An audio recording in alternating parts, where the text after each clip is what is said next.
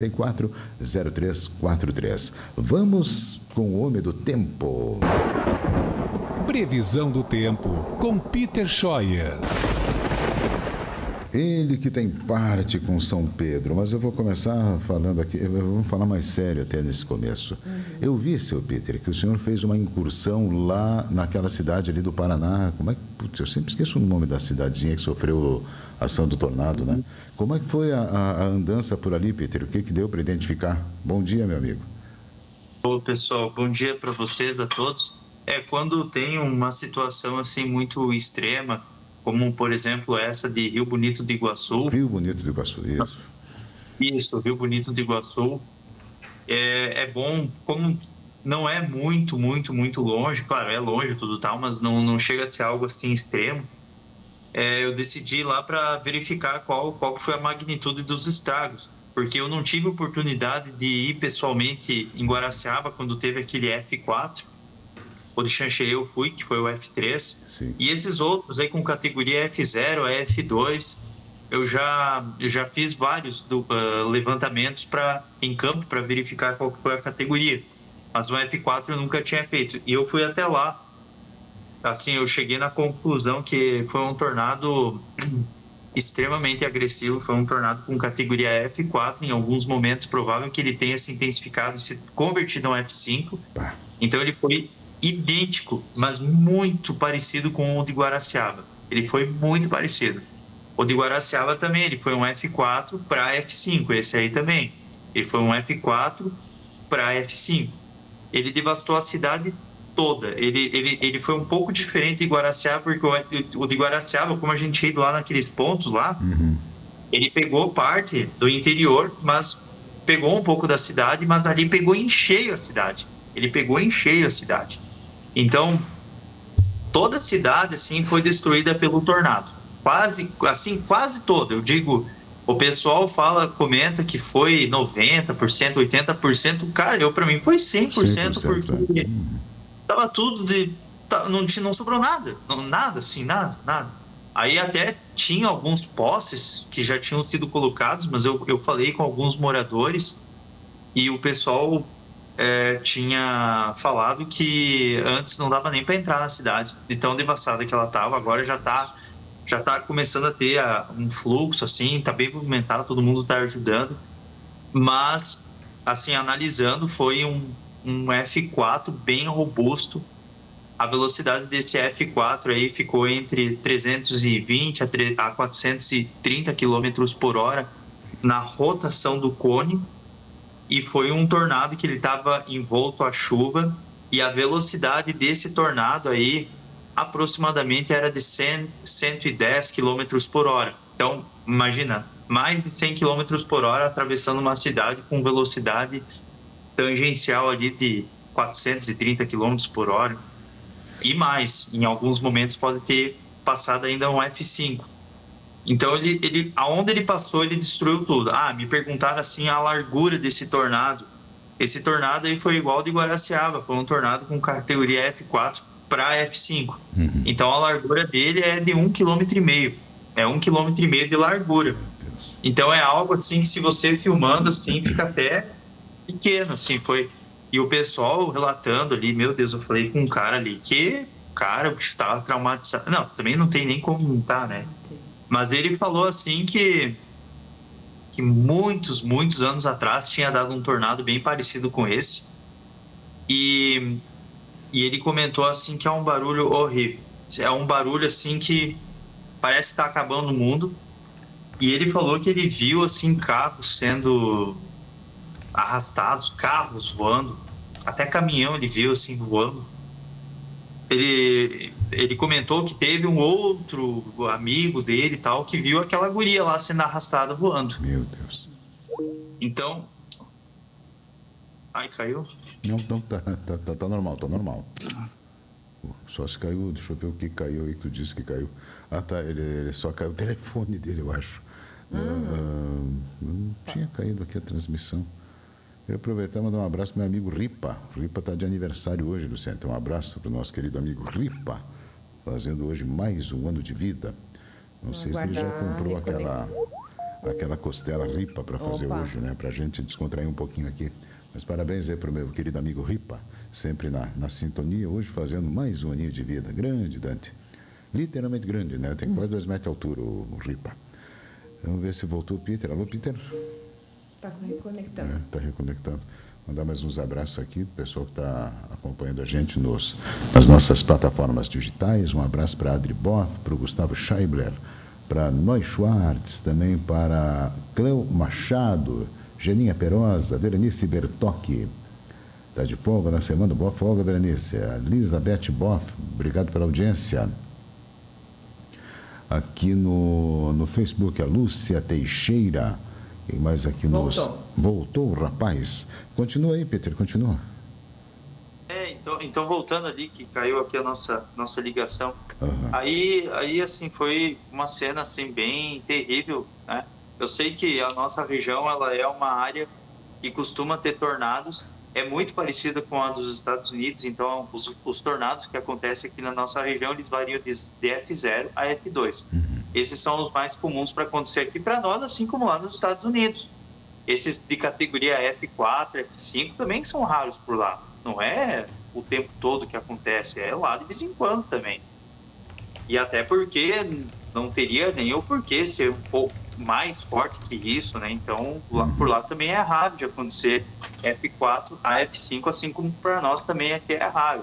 De F3 para cima já começa a se tornar raro. Então, são os tornados mais ferozes e mais destrutivos que existem, né? Todo o categoria F3 para cima, não digo todos, tá? Mas tipo 90% desses tornados eles estão envoltos à chuva. Então são os tornados mais difíceis de estar detectando, achando.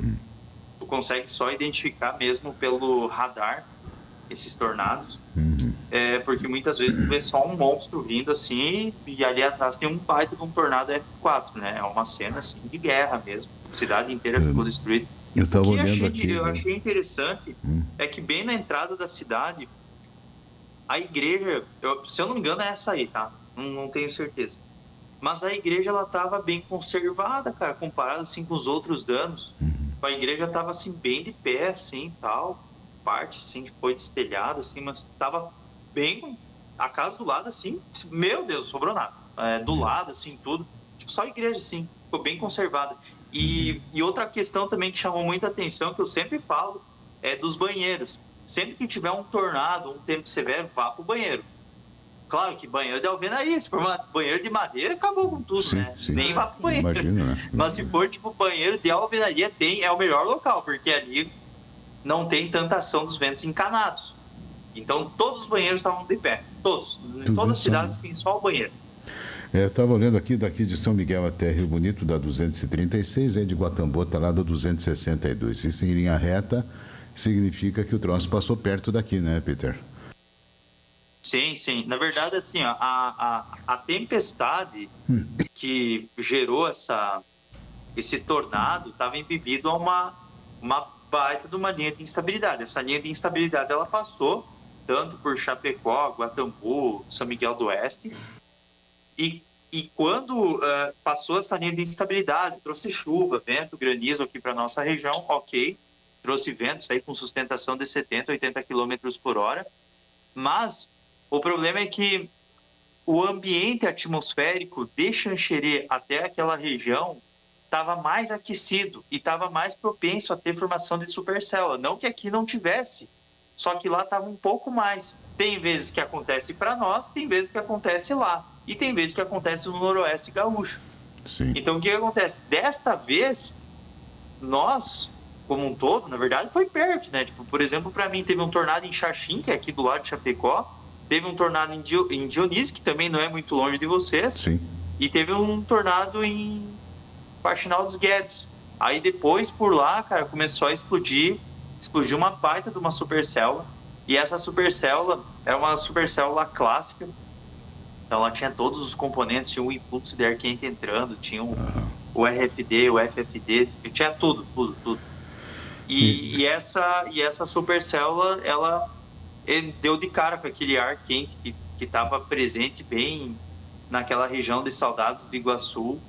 Aí estava toda aquela região ali de barragem, tudo evaporando, né? Formou uma supercela gigantesca.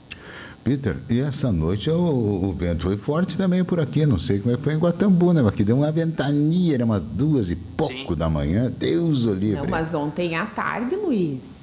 Ontem à tarde, Sim, também, né? Sim. Ontem à tardinha também deu um vento. Eu tava lá na Emboaba, rapaz do céu, e o pessoal lá tem trauma, né? Puxa vida. Vamos falar do tempo eu ia dizer para te falar do tempo da semana, mas fica à vontade. Sim. A frente fria, ela passou ontem, como dentro do que a gente esperava, ela chegou mais no final do dia à noite, trazendo chuva, trovoada e os temporais e as tempestades. Então, essas tempestades que aconteceram ontem, tu pode chamar de tempestade porque teve locais com destruição. Aqui em Chapecó, teve um circo que foi arrancado, bicho. Eu sei que lona voa fácil, cara, mas os ventos passaram de 80 a 100 km por hora. Olha só. Que destruiu tudo. E teve muitos locais com queda de energia, destelhamento. Por exemplo, aqui em Chapecó, região de Guatambu, teve muito destelhamento. Então, teve rajadas de 80 a 100 km por hora, foram ventos mais lineares. Vento linear é quando é vento ou por microexplosão ou por vendaval, mas não tornático, não é vento rotacional. Mas acredito que um outro ponto possa ter tido algum tornado, mas foi algo assim mais discreto, algo mais pontual. Então não era a mesma condição como a última vez, mas mesmo assim teve severidade, mas foi mais por vendaval. Então teve muito vendaval dessa vez, com essa frente fria passando. Linha de instabilidade. E adivinha, foi aqui no oeste de Santa Catarina. O litoral não teve nada, assim, foi bem tranquilo. Mas foi mais aqui da nossa região, que teve ventos fortes, teve também muito granizo.